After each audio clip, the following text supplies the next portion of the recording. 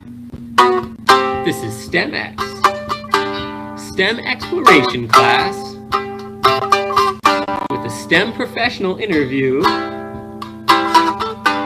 just making school real.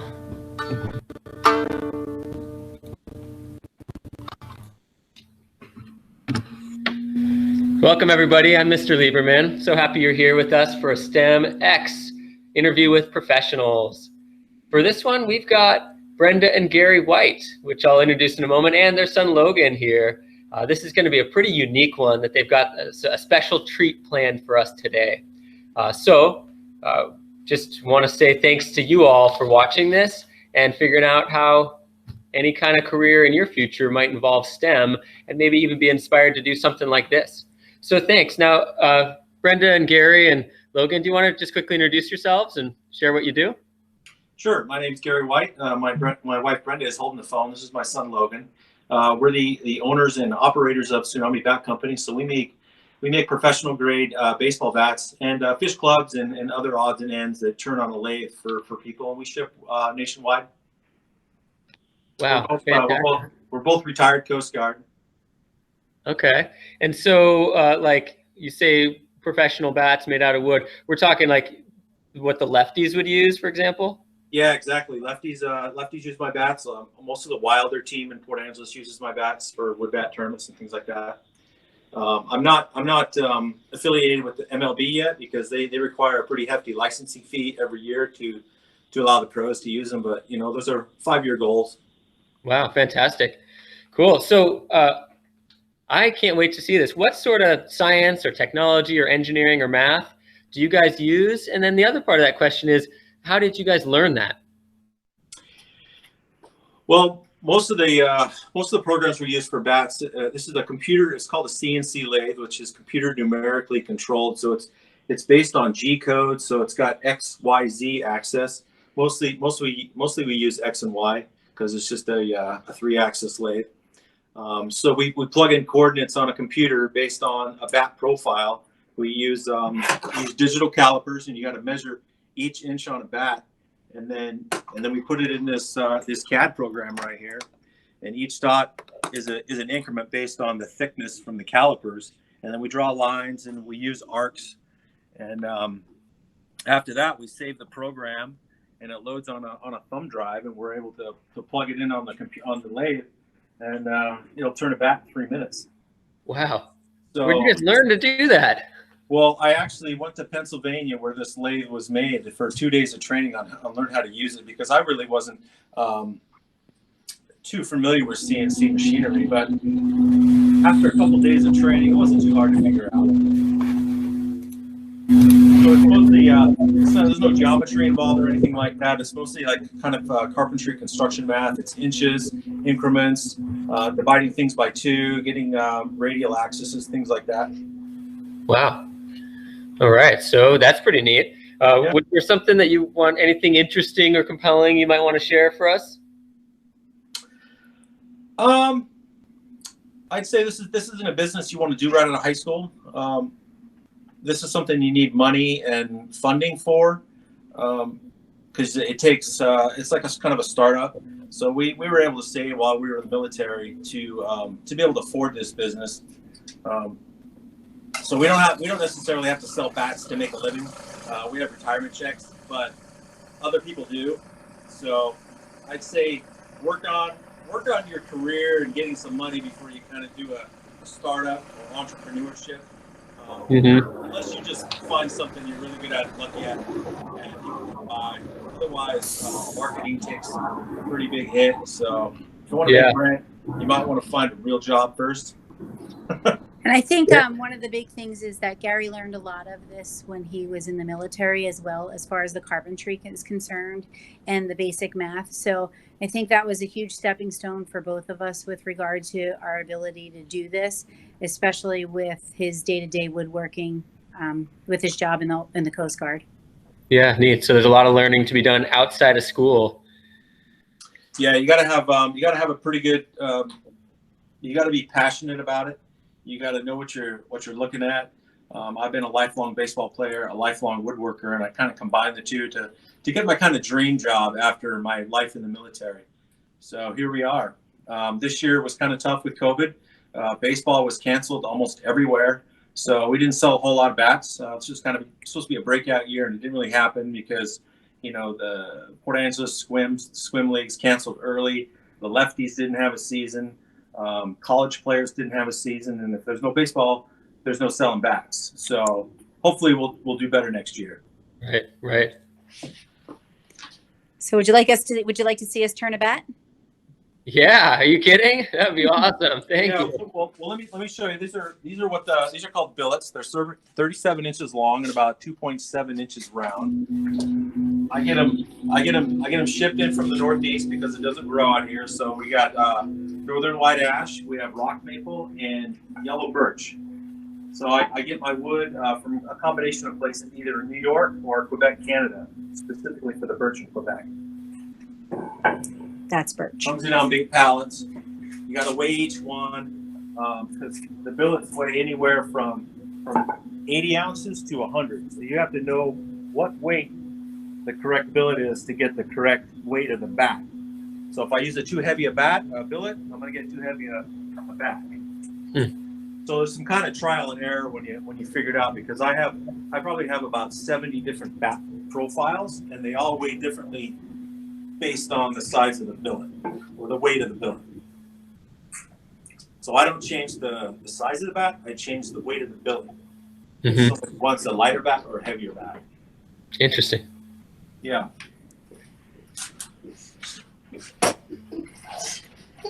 That would be our other son, Braden. Hello, Braden. Yeah, he's at Sequim Middle School. All right. So we're just warming up the machine here. And when Gary was talking about where he gets the thumb drive, after he saves everything on the other computer, once he designs the bat, he brings it over here to the lathe and puts the thumb drive in. And then he chooses his bat profile. And we have a lot of those. They range anywhere from a T-ball bat all the way to adult bats. We have softball bats, and then we have fish clubs as well. Just to kind of show you the range of the different sizes that we can make. The only constraining factor that we have is the actual size of the lathe.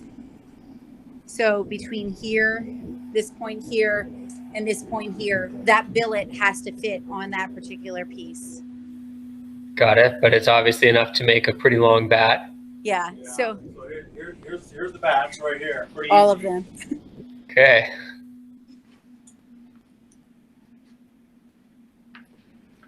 This is all touch screen. You got your X and Z axis up here. I don't have to really mess with this unless I have to zero in the machine. Otherwise, everything's loaded on the stick drive. So I just press load file, pick my bat I want.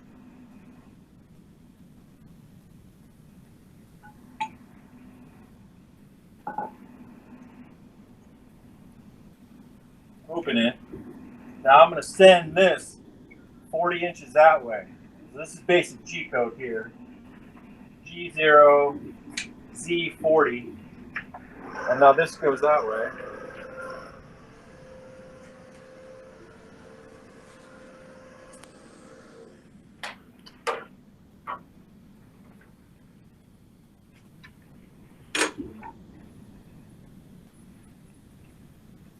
Center it on here. This is an air actuated back chuck. Hold it in place.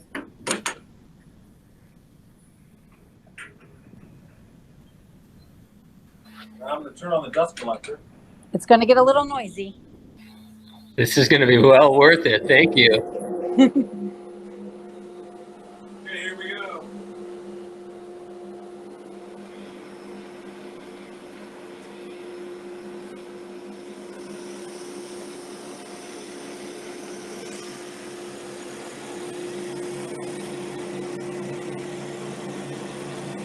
Now the first part that you're going to see is the actual handle being made. So this is just the little end that it holds it on with.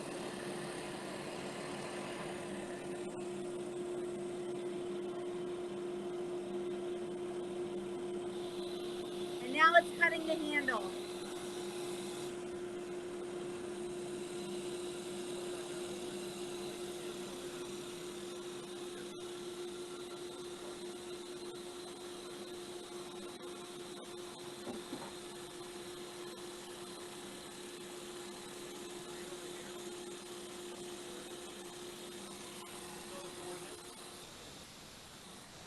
That's where it is on the bat. And those are all the coordinates to make the bat. There's the math part right there.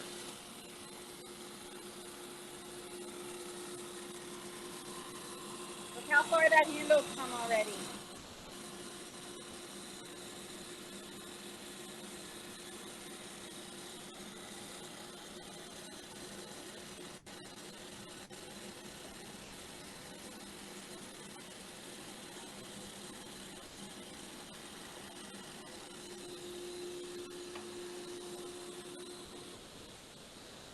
Almost at the halfway point.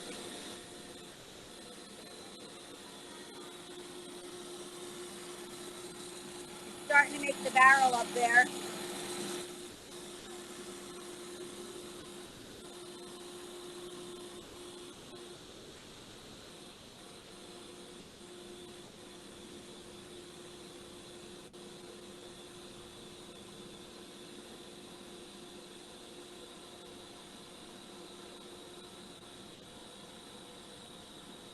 Don't worry, he's not touching the equipment. He's actually about 2.5 feet away. Running at 2,000 RPM. Comes off real smooth.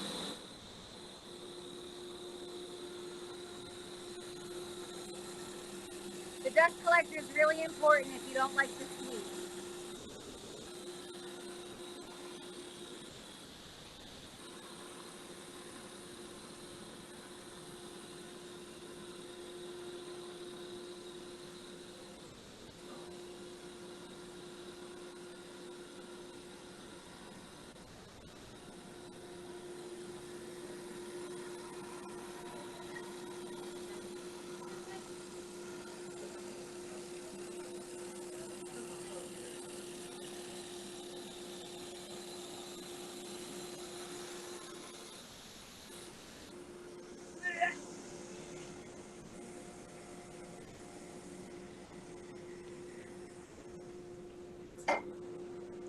There you have it.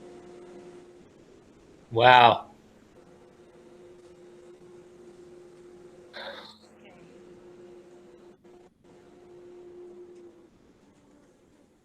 So after this step, I'll bring it over to my second lathe, my manual lathe, and I'll do all the sanding over there and chop the ends off right here. And then I'll cup it. If people want to cup, most people want wood bats cup. I'll bring it over to this jig on the drill press and cup the end. Then it's ready to go in the finishing room and start the color process. Wow. So this is the finishing room. And another thing, you wouldn't think that there's a lot of art involved, but it's actually artistic. He actually blends all of his own dyes. So this is just a sampling of all the colors that we can use. Here's some of our bats that are actually already pre-made. We were getting ready for a busy baseball season. And then this is what they generally look like when they're finished. Right down to a Lou Gehrig replica right there in that plastic bag. Right. And then here's all the dyes and all the different work, and it takes a lot of layering, understanding how long it takes for paint to dry, or dye to dry actually, and understanding pretty much what you want your final product to look like. Oh, sorry about the fly strip. There's lots of flies here in Sequim. So as far as the math, you can make some pretty crazy things on the lathe. This is called a training bat. So you can, as long as you make your arcs and basic math for the CAD program, the lathe will do what you tell it to do. Yeah, fascinating. Well, thanks so much, you guys, for talking through the science, technology, engineering, and math behind this, but then even showing us a real bat get made in just those few minutes. Yeah. So thanks. Is there anything else? You're welcome. Go ahead. Oh, I was just going to say the last thing we do is engrave them as well. So we use I use quite a bit of another CAD program that uses math and sizing things just to get the laser program that we want. This one was some flames. I use Excel, Microsoft Word, 3D Paint, all those programs to get workable programs to engrave, because sometimes you can't just engrave a picture. You got to work with it. Sure, this one's cool. Yeah. So there's somebody's signature. Let's try to get it without that. There we go, without the glare. So a lot of times people ask us to put their signatures on them, so we Yeah, can do that too. this is really cool. Thank you guys so much for touring us through. Yeah, you bet. Thanks. I think the biggest thing for you guys is just to learn and work hard and think about what you want to do when you get older and put yourselves to it. Yeah. Neat. Be passionate. Be good at it. And always learning. Yeah, gosh. Well, thanks you guys so much, and really appreciate this. This has been a real special STEMX interview, and I want to say thanks to all the students for watching this and maybe being inspired to do something like this in the future yourselves. Yeah, just thinking about baseball. Go ahead and try out. All right. It's a good program. Thanks. Thank you. Bye. See you guys later.